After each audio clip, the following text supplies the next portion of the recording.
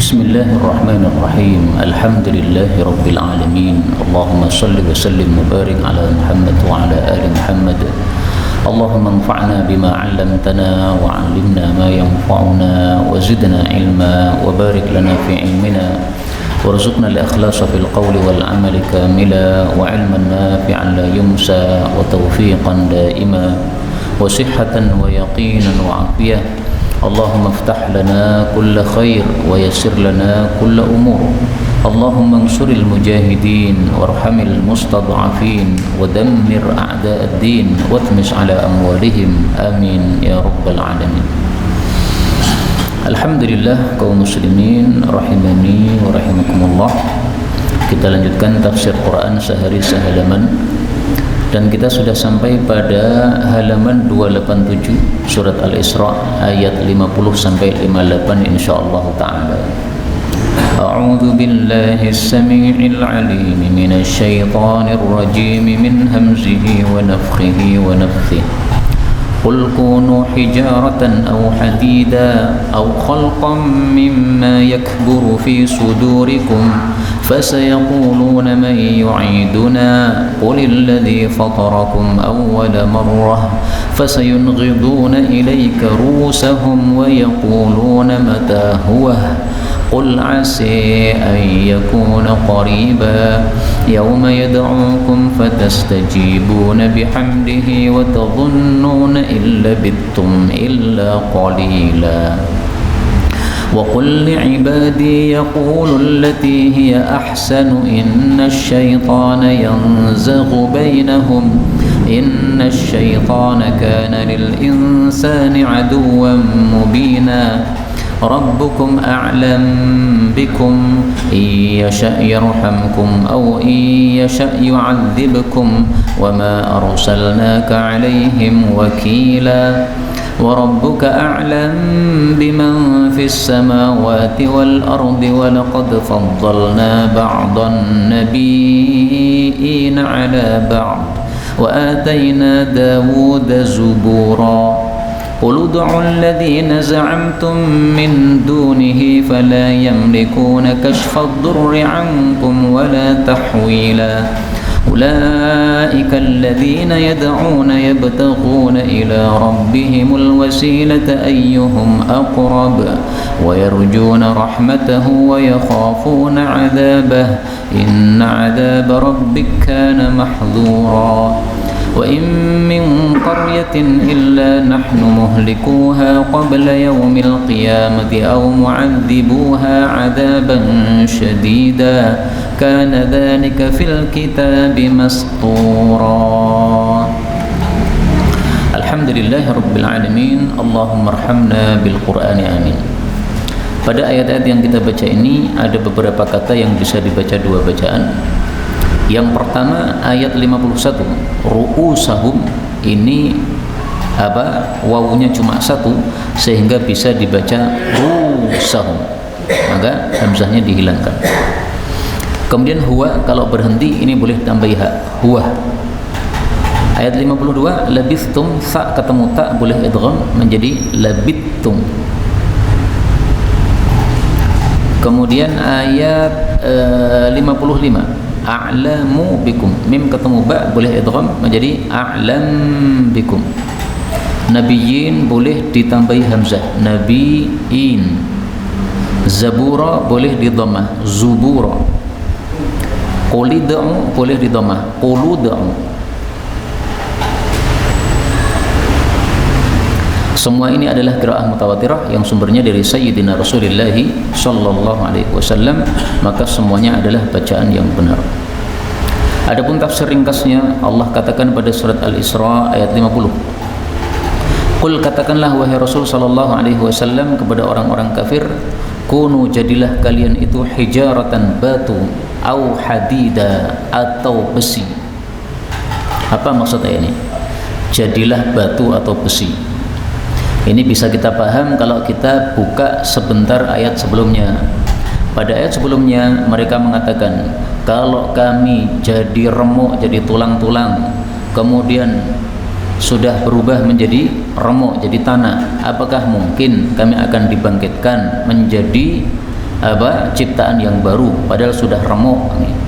Maka Allah katakan, jadilah kalian batu atau besi. Maksudnya, andaikan kamu itu batu dan besi, kemudian kalian tidak bisa remuk, Allah tetap akan mematikan kalian dan akan membangkitkan lagi setelah kematian.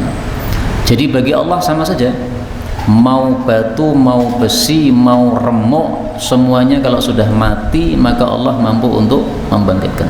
Itu maksud ayat ini. Jadi artinya nggak ada gunanya kalian jadi batu atau jadi besi atau jadi remuk.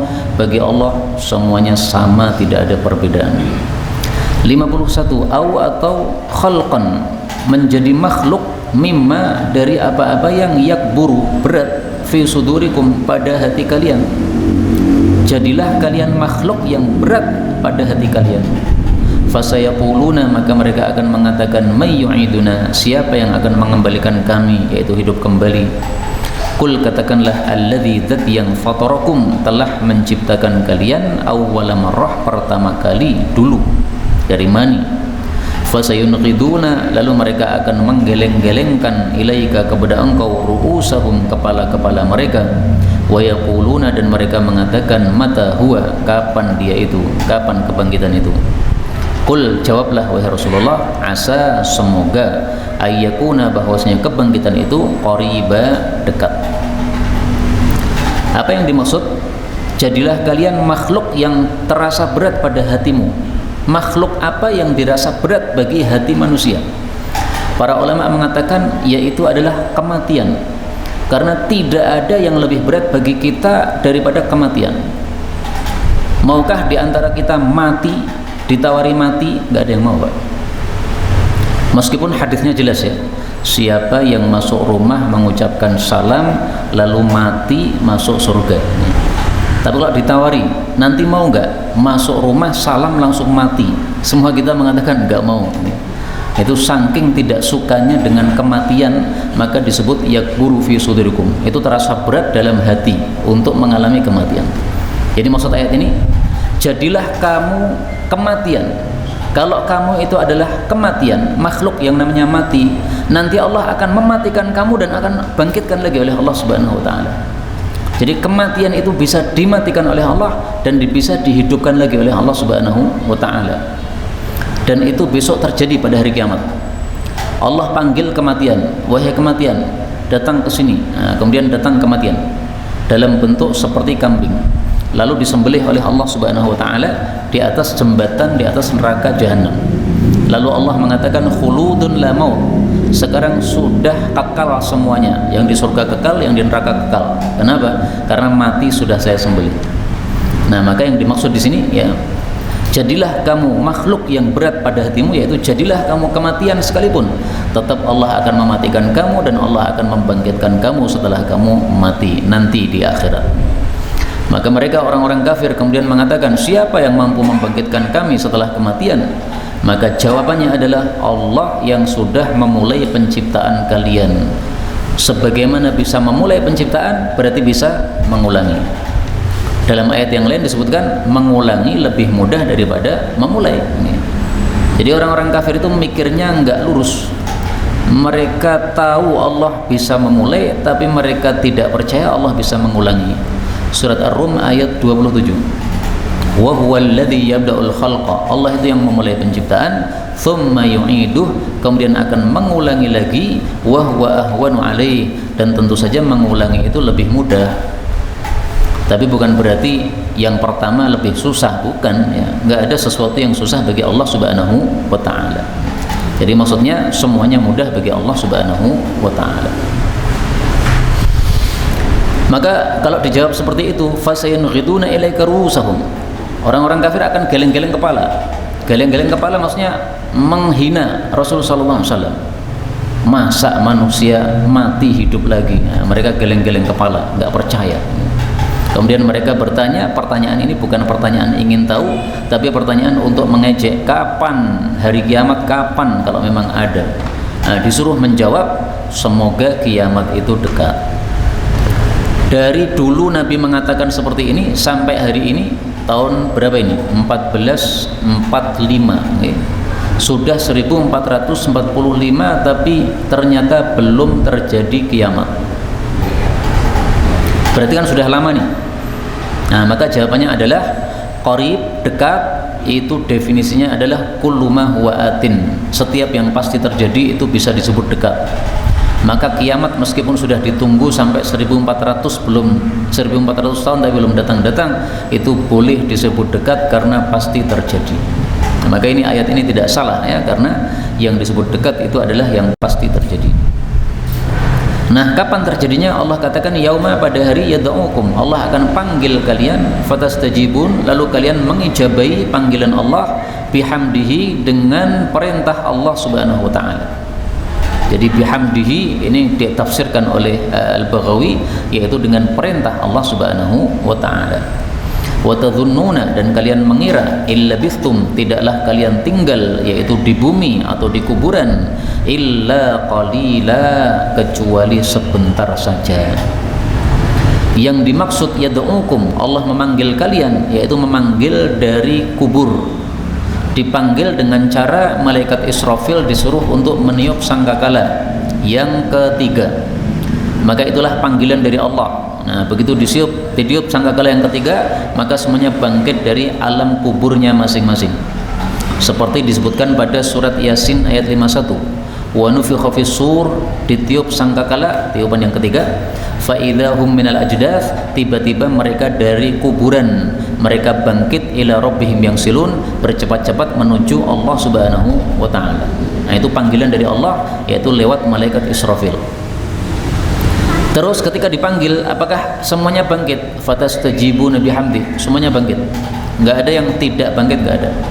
Saya enggak mau bangkit, khawatir nanti masuk neraka, enggak bisa. Semuanya bangkit, otomatis bangkit semua. Disebutkan oleh para ulama tafsir, malaikat Israfil itu meniup trompet, di trompetnya itu ada nyawa-nyawanya manusia. Nah, begitu ditiup, ini nyawa-nyawanya terbang semua, Pak. Terus terpasang pada tubuhnya masing-masing yang ada di kuburan, pasang. Akhirnya hidup sendiri-sendiri. Dan itu diisyaratkan oleh Allah dalam Al-Quran. Wa idzan nufusu zuwijat, surat At-Takwir ayat 7. Dan ingatlah ketika nyawa-nyawa dipasangkan dengan apa? Dengan badannya masing-masing. Sekarang ini kan badan kita kan ada nyawanya, Pak, tapi nggak kelihatan.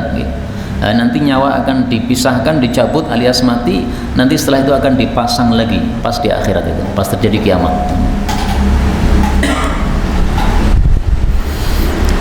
Wa tadhunnuna illa bittum illa qalila, kalian mengira tinggal hanya sebentar di bumi atau di kuburan. Padahal lama loh, Pak. Kita hidup di bumi berapa? 60 tahun, ada yang 100 tahun ya. Kemudian di kuburannya lebih lama lagi, mungkin ada yang ribuan tahun di kuburan ya. Nabi Adam itu sudah berapa lama di kuburan? Udah lama sekali ya. Tapi begitu nanti bangkit dari alam kubur, itu semuanya merasa illa bistum illa qalila, tinggal di dunia dan di kuburan itu semuanya hanya sebentar. Kenapa terasa sebentar? Karena dibandingkan akhirat yang kekal. Jadi sesuatu yang lama itu, kalau dibandingkan dengan sesuatu yang lebih lama, maka terasanya sebentar. Musibah besar dibandingkan dengan musibah yang lebih besar, terasanya jadi ringan. Makanya Rasulullah menyuruh kita kalau dapat musibah dan kita susah, ingatlah kewafatan Rasulullah sallallahu alaihi wasallam. Karena wafatnya Rasul itu musibah yang terbesar. Apa kata beliau? Idza asaba ahadakum musibah, kalau seseorang tertimpa musibah, falyadhkur musibatahu bi, hendaklah dia mengingat musibah kematian saya. Fa innaha min a'dhamil masaib, kematian saya ini termasuk musibah terbesar. Supaya musibah yang dia alami ini terasa ringan. Anaknya mati padahal yang paling lucu atau yang paling taat, sedih tau ya? Nah, maka ingat-ingat wafatnya Nabi. Mana lebih berharga, Nabi atau anakmu yang kamu cintai tadi? Oh, ini anak saya paling saya sayangi. Iya betul, tapi bandingkan dengan Nabi, mana yang lebih berharga? Pasti lebih berharga Rasulullah sallallahu alaihi wasallam. Nah, kalau kita ingat itu, nanti terasanya kematian anak itu jadi ringan. Ini saya sampaikan kenapa? Ada sebagian ustaz kematian anaknya nangis berhari-hari karena anaknya paling dicintai di antara anak-anaknya yang lain. Nah, Allah ambil sengaja yang paling dia cintai, tampaknya seperti itu, supaya dia fokus ingatnya sama Allah, tidak ingat kepada makhluk.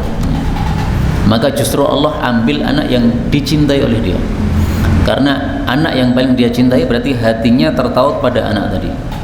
Nah, Allah tidak mau kalau hamba itu hatinya tertaut kepada manusia, tapi hendaklah tertaut kepada Allah Subhanahu wa ta'ala. Nah, maka sengaja diambil oleh Allah anak yang paling dicintai.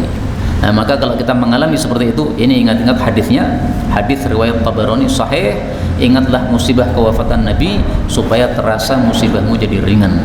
Nah, kembali ke sini, kondisi di dunia yang lama terasa ringan kalau kita sudah mengalami alam akhirat karena lebih berat. 53. Waqul, dan katakanlah li ibadi, kepada hamba-hambaku, yaqulu, mereka mengatakan, allati, perkataan, hiya, yang dia itu ahsan, paling baik. Kenapa? Inna syaitan, karena setan itu yang zaghum, merusak, bainahum, antar manusia. Inna syaitan, sesungguhnya setan, kana, adalah lil insani, bagi manusia, aduwan, musuh, mubina, yang nyata. Ayat ini menyuruh kita untuk bicara yang terbaik kepada sesama manusia, karena perkataan yang jelek itu membuat persaudaraan terputus. Dan perkataan ini mencakup perkataan lisan maupun perkataan tulisan di WA dan sebagainya. Seringkali orang tengkar gara-gara tulisan di WA. Karena itu sampai hari ini saya masih ngambil sikap tidak berubah. Saya tidak mau debat kusir di WA. Satu, karena itu merusak hati. Yang kedua, seringkali debat di WA itu nggak tuntas. Kita nulis sesuatu dipahami berbeda, akhirnya terus nggak berhenti. Sampai ada yang debat itu sampai jam 12 malam, Pak. Saya nggak habisi pikir. Padahal 10 awal Dzulhijjah itu pahala amalan besar, malah dihabiskan waktunya untuk debat di WA. Ini orang nggak paham. Kalau dia paham tidak akan digubris. Maka orang mengejek saya di WA, saya biarkan aja, nggak ada gunanya. Okay? Kalau gentle silahkan datang ke rumah saya, 24 jam saya terima. Tapi kalau cuma di WA nggak saya pedulikan. Okay? Mau dia ejek apapun saya nggak peduli, karena di WA nggak ada gunanya kalau kita balas debat kusir seperti itu. Nah, baik, kembali ke ayat ini. Jadi ayat ini menyuruh kita untuk berkata yang ahsan. Perhatikan kata-katanya, ahsan, terbaik. Jadi ada perkataan jelek, ada perkataan biasa, ada perkataan baik, ada perkataan yang terbaik. Allah suruh yang terbaik. Maka termasuk dalam bab ini juga adalah panggil nama orang dengan nama yang paling dia sukai. Misalnya orang itu dipanggil dengan 2 nama. Nah, ada nama yang paling dia sukai, panggillah dengan nama tersebut. Ali bin Abi Thalib itu dipanggil Abu Turab, dan dia senang sekali kalau dipanggil Abu Turab. Nah, maka kalau Sayyidina Ali masih hidup, panggillah ya Abu Turab, supaya dia senang. Ini termasuk hiya ahsan. Ada ayat yang serupa dengan ayat ini, yaitu pada surat Al-Baqarah. Pada ayat yang ke-83, wa qulu linnasi hasana, dan berkatalah kepada manusia dengan perkataan yang baik.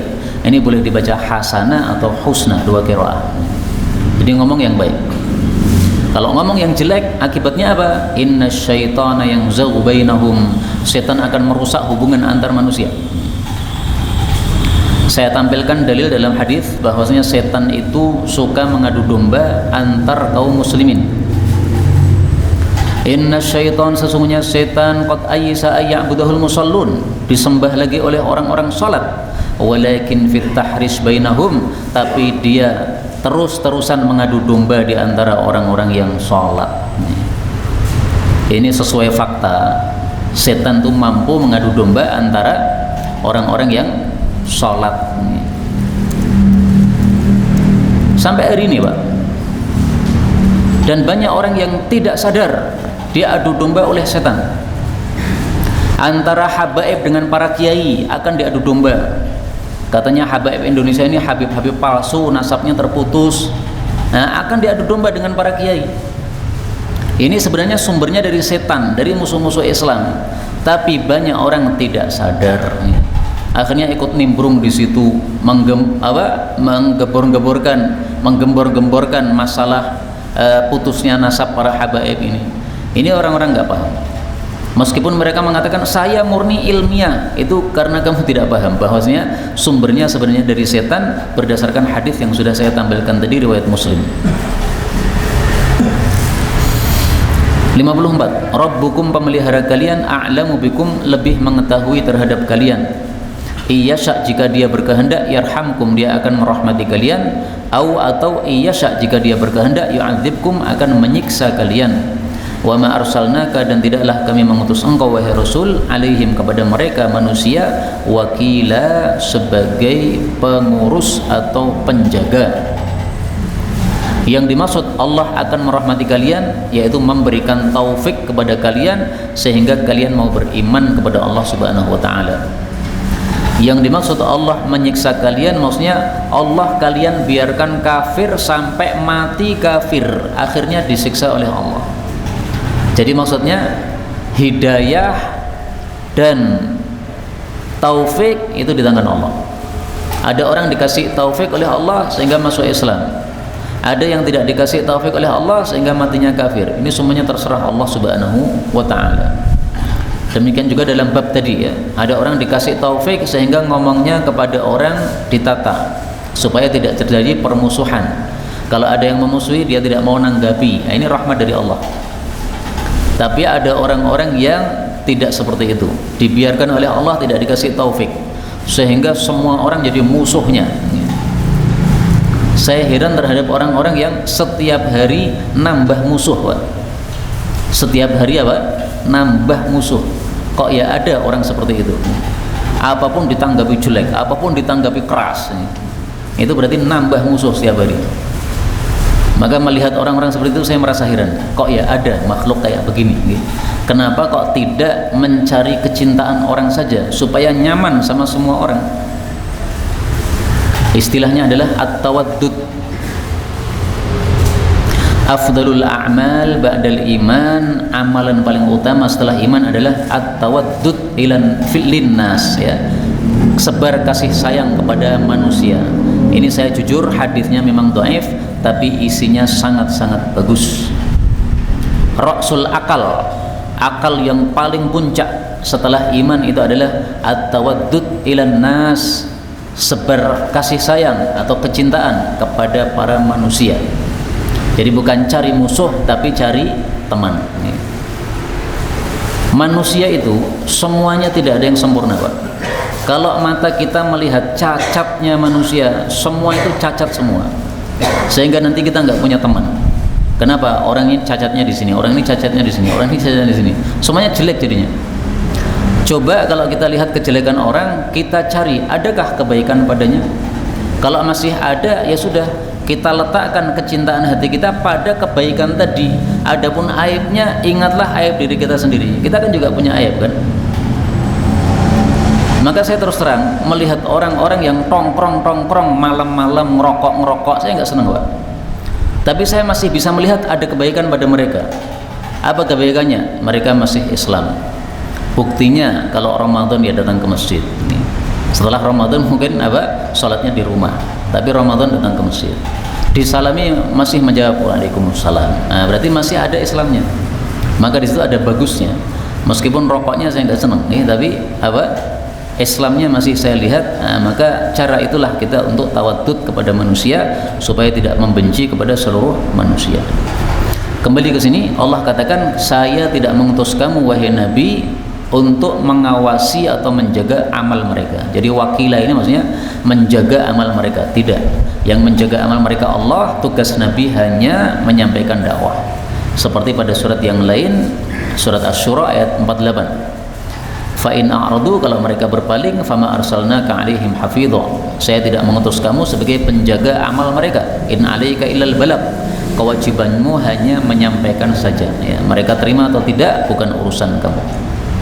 55. Wa rabbuka, dan pemeliharamu yaitu Allah, a'lamu, lebih mengetahui, biman, terhadap siapapun, fis samawati, yang ada di langit-langit, yaitu para malaikat, wal ardi, dan yang di bumi, yaitu manusia dan jin dan yang lain-lain. Walaqad, dan sungguh-sungguh, faddalna, kami telah melebihkan, ba'dan nabiyyin, sebagian para nabi, ala ba'din, atas sebagian yang lain. Wa ataina, dan kami berikan Dawuda, kepada Nabi Dawud, zubura, kitab Zubur atau kitab Zabur. Ayat ini menunjukkan bahwa semua makhluk tidak lepas dari pengawasan Allah. Mau malaikat, mau jin, mau manusia, mau yang baik, mau yang buruk, semuanya Allah ketahui. Jadi maksudnya adalah kita harus berhati-hati dalam beramal, karena amal kita dilihat oleh Allah Subhanahu wa ta'ala.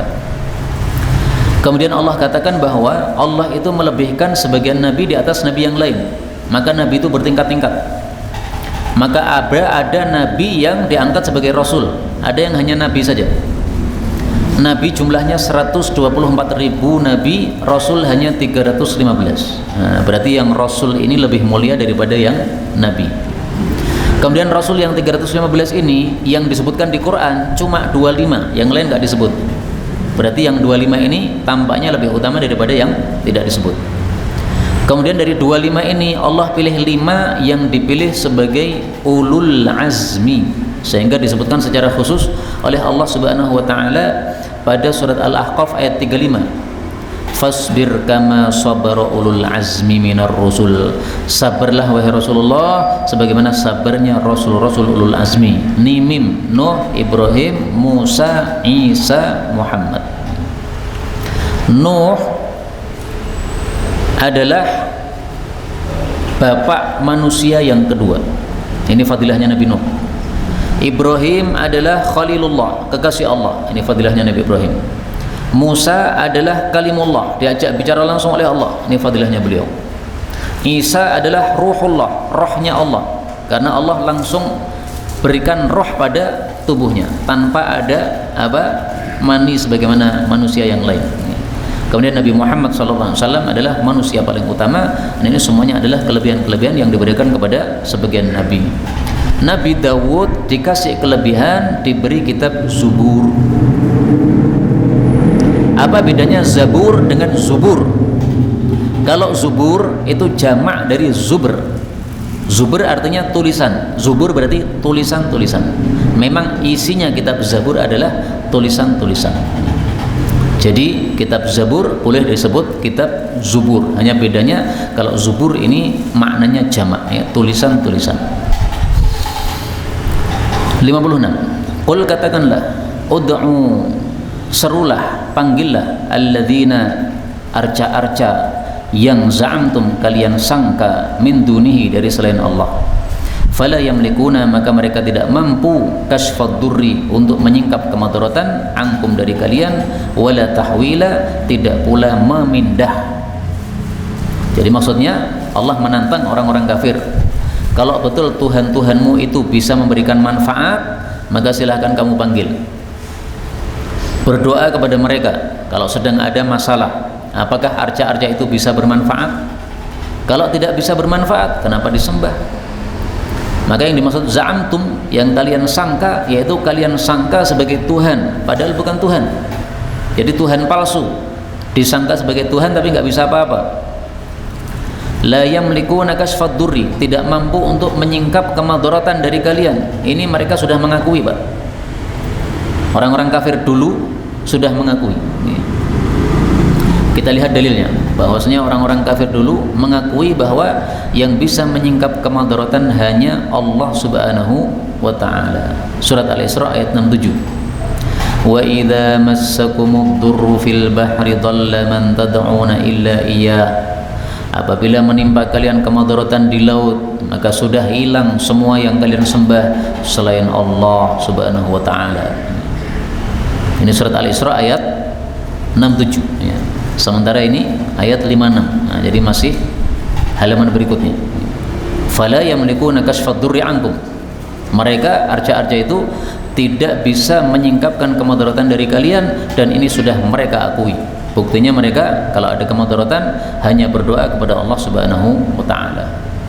Wala tahwila, tidak pula bisa memindah, maksudnya memindah kemadaratan kepada orang lain, nggak bisa. Misalnya Allah turunkan gempa di kota kita, gempanya dipindah supaya pindah ke kota yang lain, nggak bisa. Atau yang dimaksud memindah ini adalah memindah dari kondisi madarat kepada kondisi yang tidak madarat, dari sakit menjadi sehat, nggak bisa. Dari gempa menjadi tenang, nggak bisa. Dari banjir menjadi kering, nggak bisa.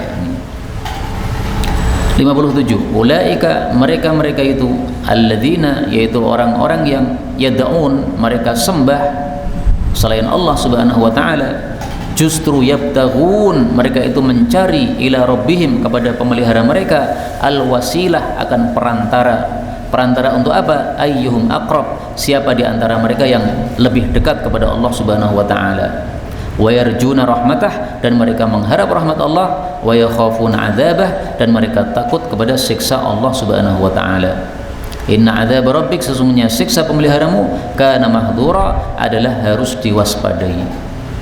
Ini bicara tentang Tuhan-Tuhan yang mereka sembah selain Allah, tapi mereka adalah hamba-hamba yang baik. Contohnya siapa? Nabi Isa disembah selain Allah, padahal dia hamba yang baik yang nyembah kepada Allah. Uzair disembah oleh orang-orang Yahudi, padahal dia hamba yang baik. Para malaikat disembah oleh orang-orang musyrik, padahal mereka hamba-hamba yang baik. Nah, itu yang dimaksud di sini.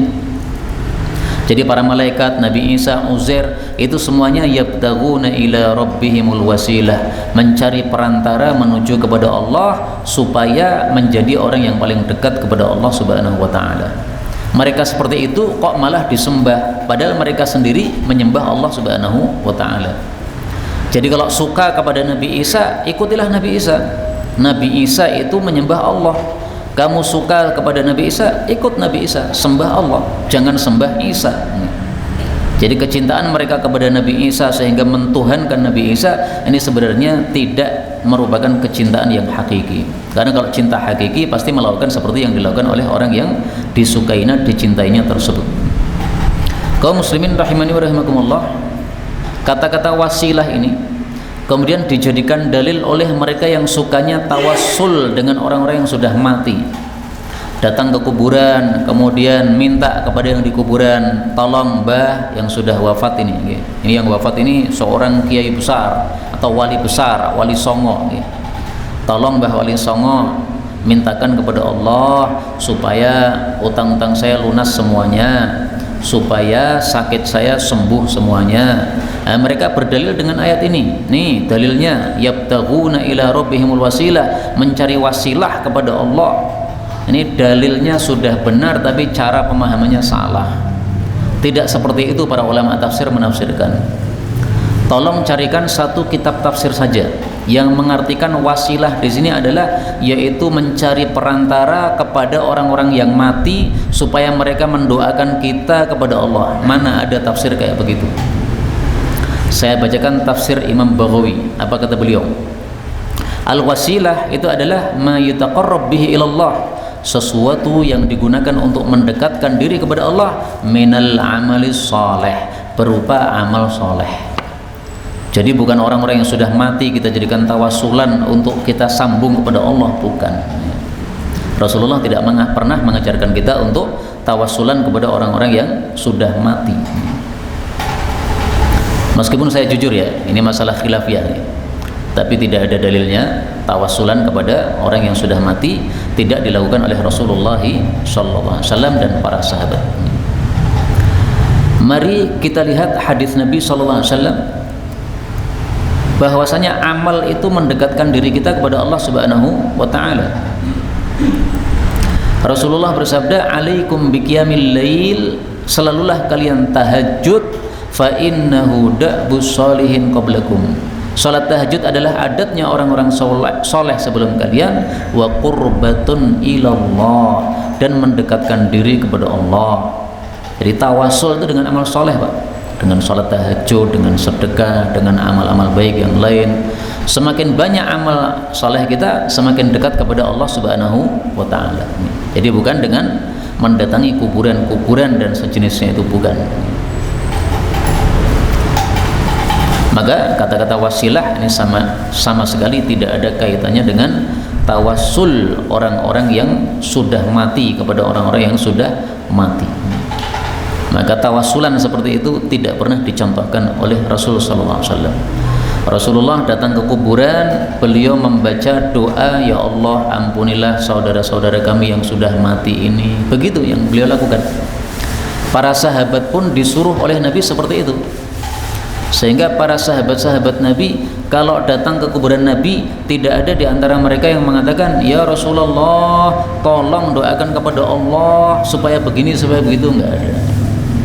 Kalau ada yang mengaku ada, tolong sebutkan kitab mana, juz berapa, halaman berapa, tampilkan kepada saya. Kalau sahih saya ikuti. Ini. Tapi nggak ada yang sahih sama sekali.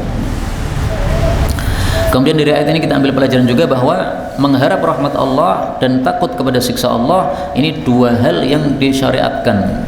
Sehingga jelas salah perkataan orang-orang sufi yang mengatakan saya beramal bukan karena cari surga, bukan karena takut neraka, tapi karena cintaku kepada Allah.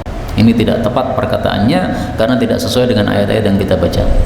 Kita disuruh cinta kepada Allah, tapi juga disuruh mengharap surganya Allah dan disuruh takut dari nerakanya Allah. Ini salah satu dalilnya, yarjuna rahmatah, rahmatnya Allah adalah surga. Wa yakhafuna adzabah, adabnya Allah adalah neraka. Ayat 58 terakhir ini. Wa in, dan tidaklah min qaryatin, jadi suatu desa, illa kecuali nahnu kami Allah muhlikuha, kami akan menghancurkan desa itu qabla yaumil qiyamah, sebelum hari kiamat, atau mu'adzibuha, kami akan menyiksa desa itu adzaban syadida, dengan siksaan yang dahsyat. Karena dzalika adalah hal itu fil kitabi, di dalam Alkitab, mastura, sudah tertulis. Maksud ayat ini adalah bahwa semua desa pasti akan dibinasakan oleh Allah. Kapan itu? Ketika kafir kepada Allah. Allah katakan di sini qabla yaumil qiyamah, sebelum hari kiamat pasti sudah hancur. Kenapa? Karena menjelang hari kiamat itu sudah hilang Islam dari atas muka bumi, yang ada kekafiran. Maka semuanya akan hancur nanti pada hari kiamat tersebut. Saya tampilkan dalilnya. Ngeri Pak, kondisi menjelang hari kiamat. Yadrusul Islam, Islam akan lenyap kama yadrusul wasyut thawb, sebagaimana lenyapnya lipatan baju. Ini baju kita ada lipatannya ya. Ini kan lama-lama bisa hilang Pak kalau nggak disetrika. Hatta la yudra ma siyam, sehingga tidak akan diketahui lagi apa sih puasa itu. Orang tidak tahu apa itu salat, apa itu haji, apa itu sedekah. Wa yusra ala kitabillah fi lailah, Al-Quran akan dilenyapkan dalam satu malam. Fala yabqa fil ardi minhu ayah, tidak ada satupun ayat tersisa di atas muka bumi. Fatihah nggak ada lagi.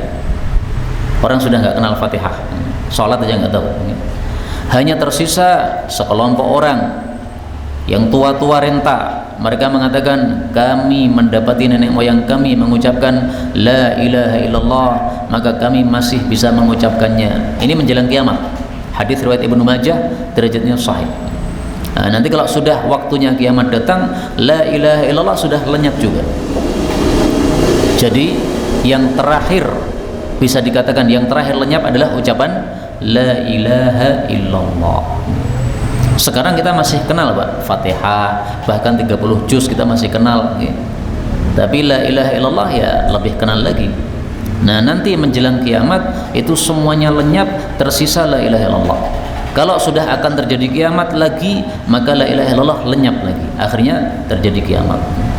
Inilah yang dimaksudkan pada ayat ini, semuanya akan dihancurkan oleh Allah Subhanahu wa ta'ala. Maka yang dimaksud Alkitab ini adalah Al-Lauhul Mahfuz. Disebut Lauhul Mahfuz, disebut Al-Kitabil Mubin, disebut Alkitab. Ini semuanya maksudnya Lauhul Mahfuz. Ini yang dapat kita pelajari betul dari Allah Subhanahu wa taala. Kalaupun ada salahnya fa astaghfirullahal azim li wa lakum walhamdulillahirabbil alamin.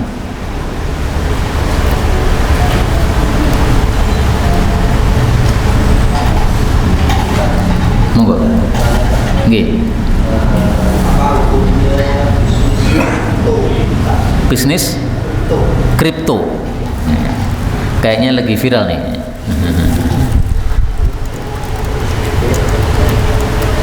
Bisnis hukum asalnya adalah halal.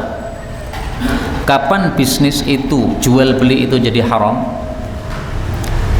Sebab-sebab keharaman jual beli kembali kepada salah satu dari tiga. Kalau ada riba maka haram.